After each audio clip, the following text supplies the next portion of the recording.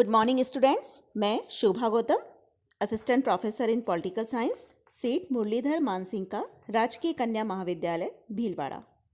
आज का हमारा टॉपिक है सीनेट की शक्तियाँ। अमेरिका की व्यवस्थापिका यानी कि कांग्रेस के दो सदन है।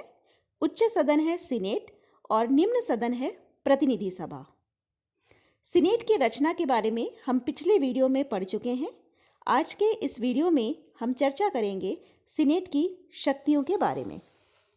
अमेरिका में शक्ति विभाजन के साथ साथ नियंत्रण और संतुलन का सिद्धांत अपनाया गया है और सीनेट की रचना एक ऐसी संस्था के रूप में की गई है जो कि राष्ट्रपति और प्रतिनिधि सभा दोनों पर ही अंकुश रख सके।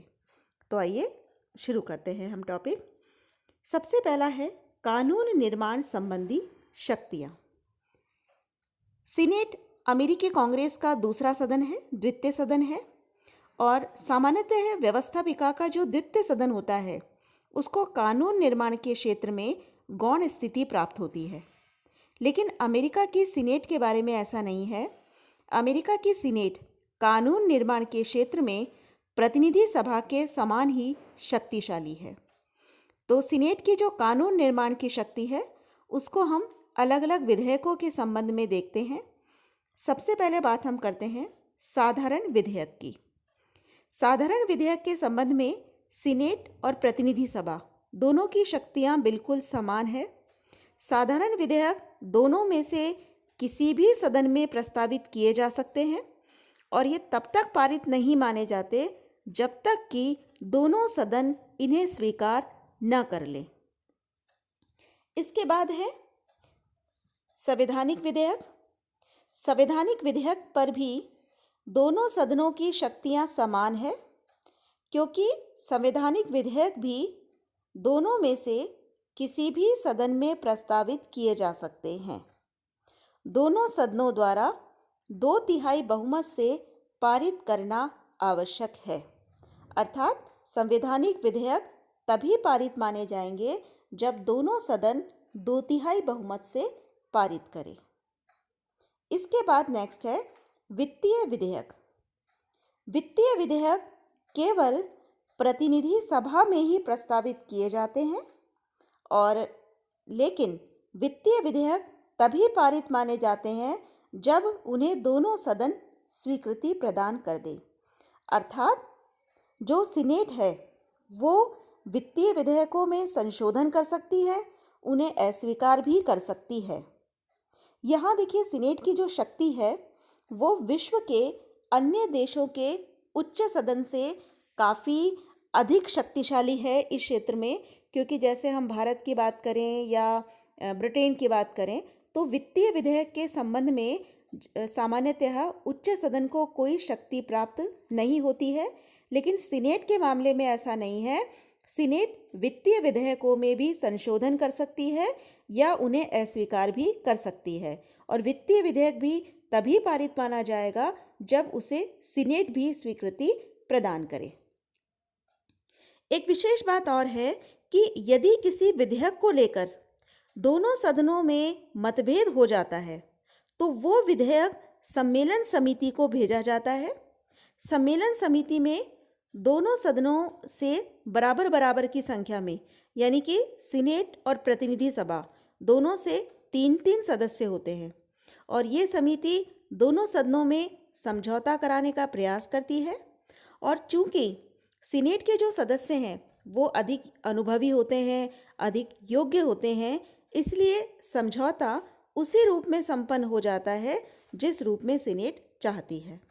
तो यहाँ हमने देखा कि कानून निर्माण के क्षेत्र में सीनेट प्रतिनिधि सभा के समान ही शक्तिशाली है, या अगर हम यूँ कहें कि व्यवहारिक रूप में सीनेट प्रतिनिधि सभा से अधिक शक्तिशाली है तो ये गलत नहीं होगा। अब हम बात करते हैं कार्यपालिका संबंधी शक्तियों की। कार्यपालिका संबंधी शक्तियों में पहली शक्ति हम लेते हैं नियुक्तियों की पुष्टि। राष्ट्रपति जो भी नियुक्तियां करता है वो सभी नियुक्तियां तभी वैध मानी जाती है जबकि सीनेट साधारण बहुमत से उसे स्वीकृति प्रदान करे। राष्ट्रपति द्वारा जो नियुक्तियां की जाती है वो दो प्रकार की होती है। एक तो वो नियुक्तियां जो पूरे देश से संबंधित है, जैसे कि राजदूत, मंत्रिमंडल के सदस्य, सर्वोच्च न्यायालय के न्यायाधीश आदि। दूसरा, राष्ट्रपति कुछ ऐसी नियुक्तियां भी करता है जिनका संबंध राज्यों से होता है, जो किसी राज्य में की जाती है, जैसे संघीय जिला न्यायाधीश, जिला न्यायवादी आदि। तो राष्ट्रपति द्वारा जो नियुक्तियां पूरे देश से संबंधित होती हैं, जब राष्ट्रपति उन नियुक्तियों को करता है तो सीनेट उन नियुक्तियों को स्वीकार कर लेती है। और जब राष्ट्रपति किसी राज्य में कोई अपॉइंटमेंट करता है तो राष्ट्रपति उस राज्य के सीनेटर से परामर्श अवश्य लेता है। इसे कहा जाता है सीनेटीय शिष्टता। कई बार ऐसा भी हुआ है कि किसी राष्ट्रपति ने इस सीनेटीय शिष्टता का उल्लंघन किया है, अर्थात किसी राज्य में नियुक्ति की गई लेकिन वहाँ के सीनेटर से परामर्श नहीं लिया गया। ऐसी स्थिति में जो सीनेट है वो इन नियुक्तियों का विरोध करती है। तो अमेरिका में ये परंपरा बन गई है कि जब यदि राष्ट्रपति वो नियुक्तियां कर रहा है जो पूरे देश से संबंधित है तो उन नियुक्तियों को सीनेट स्वीकार कर लेती है। लेकिन राष्ट्रपति के लिए ये जरूरी है कि अगर राष्ट्रपति किसी राज्य में कोई नियुक्ति कर रहा है तो वो उस राज्य के सीनेटर से परामर्श अवश्य ले। दूसरी शक्ति है, राष्ट्रपति द्वारा विदेशों से की गई संधियां उस समय तक लागू नहीं होती जब तक कि सीनेट 2/3 बहुमत से स्वीकार न कर ले। राष्ट्रपति दूसरे देशों के साथ जो संधियां करता है, ये संधियां तभी लागू मानी जाएगी जबकि सीनेट 2/3 बहुमत से इन संधियों को स्वीकार करे। तो इस तरीके से जो सीनेट है वो वैदेशिक संबंधों के संचालन में भी महत्वपूर्ण भूमिका निभाती है। तीसरी शक्ति है युद्ध की घोषणा। युद्ध की घोषणा भी सीनेट प्रतिनिधि सभा के साथ मिलकर करती है। तो ये राष्ट्रपति की 3 महत्वपूर्ण कार्यपालिका संबंधी शक्तियां हैं। पहली है नियुक्तियों की पुष्टि, दूसरा विदेशों से की गई संधियों की पुष्टि और तीसरा है युद्ध की घोषणा। अब हम लेते हैं अन्वेषण की शक्ति, पावर ऑफ इन्वेस्टिगेशन। सीनेट के पास अन्वेषण की शक्ति है और सीनेट न केवल व्यवस्थापन संबंधी कार्यों के लिए इन्वेस्टिगेशन कर सकती है बल्कि सीनेट प्रशासनिक विभागों के कार्यों की जांच भी कर सकती है। सीनेट की इस शक्ति को इस आधार पर उचित माना जाता है या उचित ठहराया जाता है कि चूंकि अमेरिका में शक्ति विभाजन का सिद्धांत लागू है, इसलिए प्रशासन की भ्रष्टताओं को प्रकाश में लाने का केवल एकमात्र यही रास्ता है। और सीनेट ने अपनी इस पावर के आधार पर, इन जांच शक्ति के आधार पर बहुत से अमेरिका में ऐसे जैसे फॉर एग्जांपल अमेरिका में राष्ट्रपति हार्डिंग्स के काल में हुआ था तेल षड्यंत्र, तो ये सीनेट द्वारा की गई जांच से ही प्रकाश में आया। इसी तरीके से जो वाटरगेट कांड है वो भी सीनेट द्वारा किए गए इन्वेस्टिगेशन के परिणाम स्वरूप ही प्रकाश में आया। नेक्स्ट है न्यायिक शक्ति। न्यायिक शक्तियों में सबसे पहला हम लेते हैं इसमें महाभियोग की जांच, कि जो सीनेट है उसको महाभियोग की जांच का अधिकार है। महाभियोग लगाया जाता है प्रतिनिधि सभा में। राष्ट्रपति है, उपराष्ट्रपति है, सैनिक अधिकारी है या न्यायाधीश हैं, इन पर देशद्रोह, भ्रष्टाचार या अन्य किसी गंभीर अपराध के लिए महाभियोग लगाया जा सकता है।